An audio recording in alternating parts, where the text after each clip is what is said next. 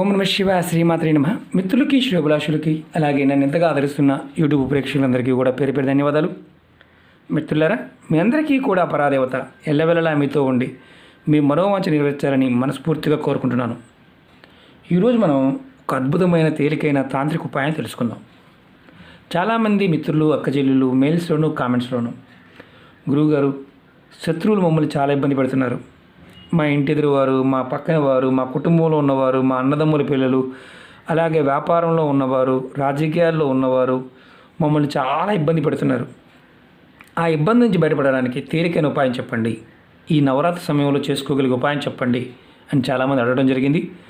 నేను అంతకుముందు వీడియోల్లో కూడా శత్రు నివారణ పాయింట్ ఆఫ్ వ్యూలో అనేక వీడియోలు చెప్పాను. కొంతమంది సమయం కుదరటం లేదని, కొంతమంది బయట చేయలేకపోతున్నామని, కొన్ని పదార్థాలు దొరకడం లేదని, ఇలాంటివి కంప్లైంట్స్ చాలా చెప్పారు. ఈ ఉపాయాన్ని ఇంట్లో చేసుకోవచ్చు, ఆడవారైనా మగవారైనా చేసుకోవచ్చు.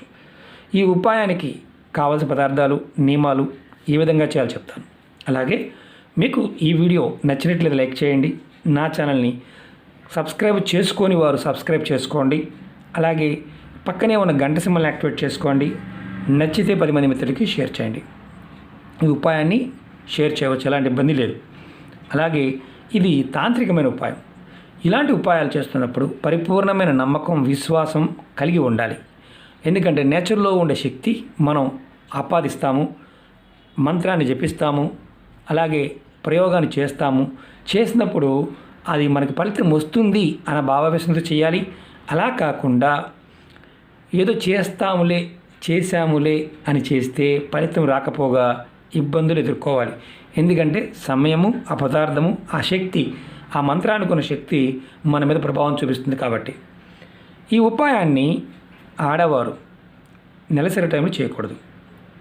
అలాగే మగవారు, చిన్నపిల్లలు, అంటే మగవారంటే 15 సంవత్సరాల లోపు ఉన్న పిల్లలు ఈ ఉపాయాన్ని చేయకూడదు.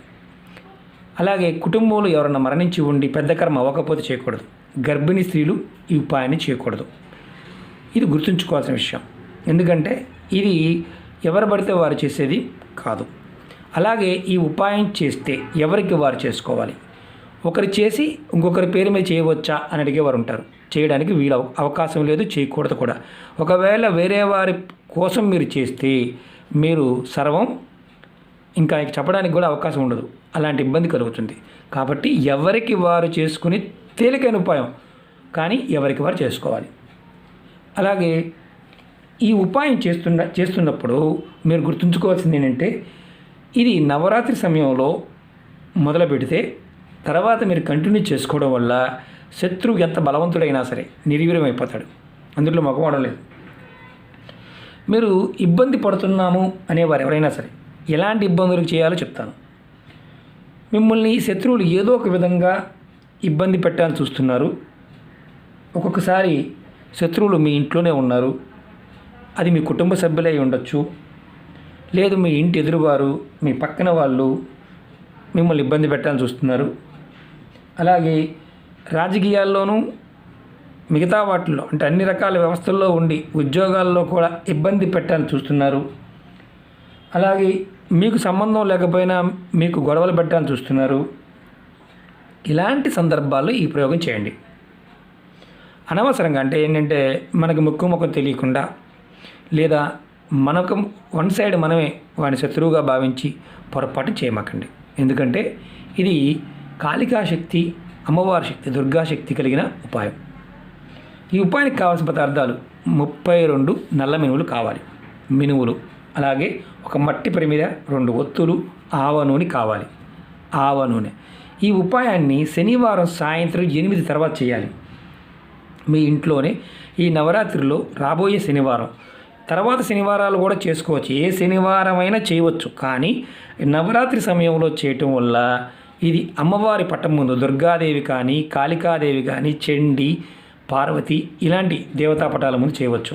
ఇప్పుడు నేను మీకు చూపిస్తున్నాను లక్ష్మీ గణపతి, మామూలుగా చూపించడానికి చూపిస్తున్నాను. ఉగ్రదేవత పటాల ముందు చేయటం వల్ల ఎంత పెద్ద శత్రువు అయినా సరే నిర్వీర్యమైపోతాడు. వాడు తప్పు చేసి మనకు కావాలని చేస్తే వాడు ఎంత పెద్దవాడైనా నిర్వీర్యమైపోతాడు. అది గుర్తుంచుకోండి. ఇది మీరు ముందు ఇలా రెడీ చేసుకోండి. తర్వాత ఇందుట్లో 2 ఒత్తులు వేయండి, నూనె పోయండి. నేను చూపిస్తున్నాను, ప్రాక్టికల్ చూపిస్తున్నాను మీకు నేను. ఆవ నూనె, ఆవాలతో చేసిన నూనె.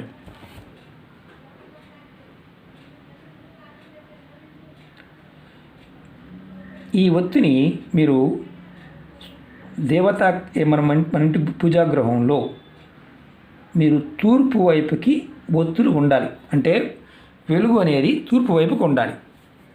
ఆవ నూనె. తర్వాత మీరు ముందు ఇలా మినువులు రెడీ చేసి పెట్టుకోండి. తర్వాత దీపాన్ని వెలిగించండి. 2 ఒత్తులు కంపల్సరీ వేయాలి, 1 ఒత్తి మాత్రం కాదు, గుర్తుంచుకోండి.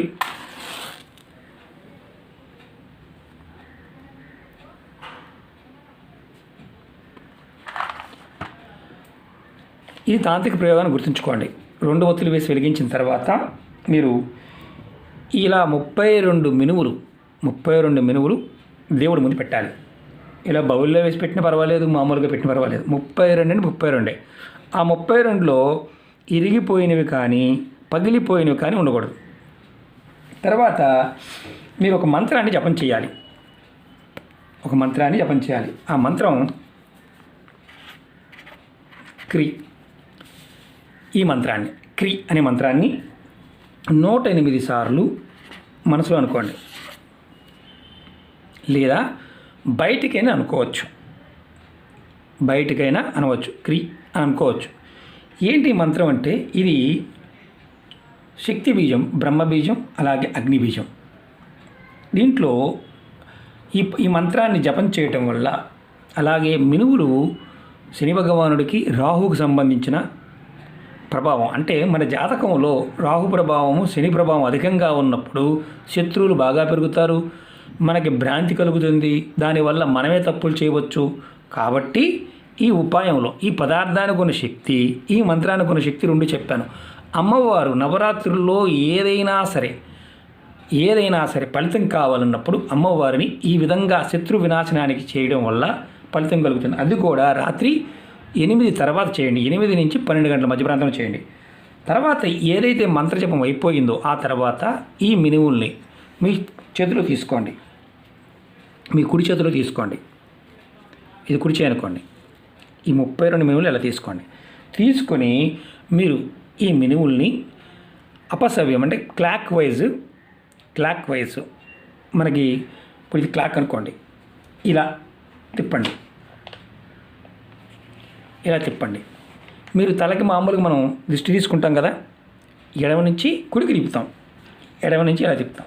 ఇలా కాకుండా ఈ క్లాక్ వైజ్గా తిప్పండి.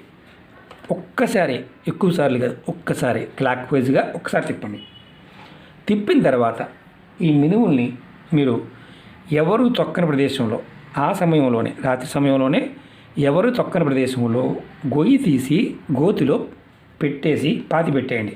ఈ మినువుల్ని పెట్టిన తర్వాత మీరు వెనక్కి తిరిగి చూడకుండా ఇంటికి వచ్చి చక్కగా మీరు ఏదైతే మంత్రం ఉందో